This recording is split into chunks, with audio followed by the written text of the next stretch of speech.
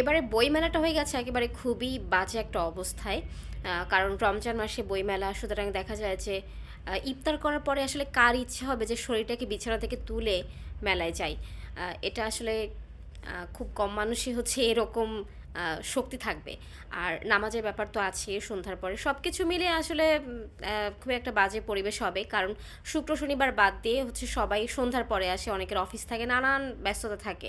আর সেখানে রমজান মাসে তো আলাদা করে হচ্ছে সারাদিন না খাওয়ার একটা প্যারা।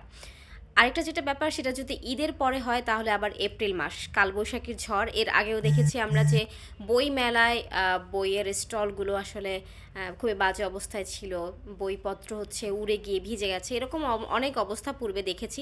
সুতরাং এপ্রিল মাসে আসলে কোনোভাবেই সম্ভব না, কারণ এখানে হচ্ছে হয়তো বা রমজানের আগে বিক্রি কম হতে পারে, কিন্তু বই ক্ষতিগ্রস্ত হওয়ার কিন্তু কোনো সম্ভাবনা নাই, কিন্তু এপ্রিল মাসে সেটা হওয়ার সম্ভাবনা আছে। সুতরাং আসলে বলা যায় যে উভয় সংকট, এবং অনেক প্রকাশক তারা নামি দামি প্রকাশক তারা এবার অংশ নিচ্ছেন না। সব কিছু মিলে আসলে বইমেলাটা কোনো ফলপ্রসূ কিছু হবে না। তারপরও সাহস করে একটা বই করছি, দেখা যাক কী হয়।